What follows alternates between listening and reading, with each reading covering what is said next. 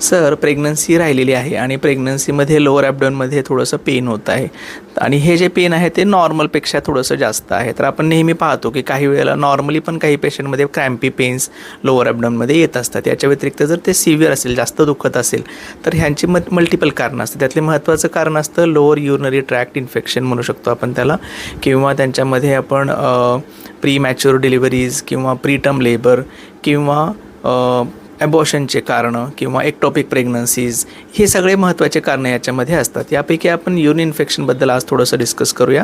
हे फार कॉमनली विमेनमध्ये होत असतं. युरेथ्रा शॉर्ट असल्यामुळे पटकन इन्फेक्शन्स होतात पेशंटला. जेव्हा जेव्हा तुम्ही पब्लिक वॉशरूम वापरता किंवा स्पेशली तुम्ही जेव्हा कुठे बाहेर जाऊन येता, तर अशा केसेसमध्ये ट्रॅव्हलची हिस्ट्री घेणं महत्त्वाचं ठरतं.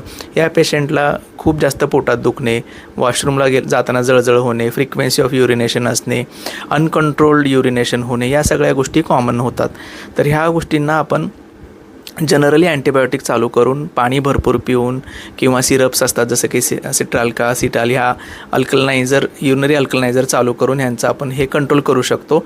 पण गोळ्या न घेता तुम्ही तसंच घरात बसू नका, कारण युरिन इन्फेक्शन्समुळे बाकीचे प्रॉब्लेम्स प्रीमॅच्युअर डिलिव्हरीचे सारखे जास्त होतात. त्यामुळं काही पेशंट आपण असं म्हणतात की नाही गोळ्या औषधं नको खायला, आपण नॅचरलीच बघूया. तर असं न करता तुम्ही मेडिसिन वेळेवर घेणं युरिन इन्फेक्शनमध्ये महत्त्वाचं ठरतं. तर असे काही तुमचे सिम्पटम्स असतील तर तुम्हाला किंवा तुमच्या फ्रेंडला ही रील नक्की शेअर करा.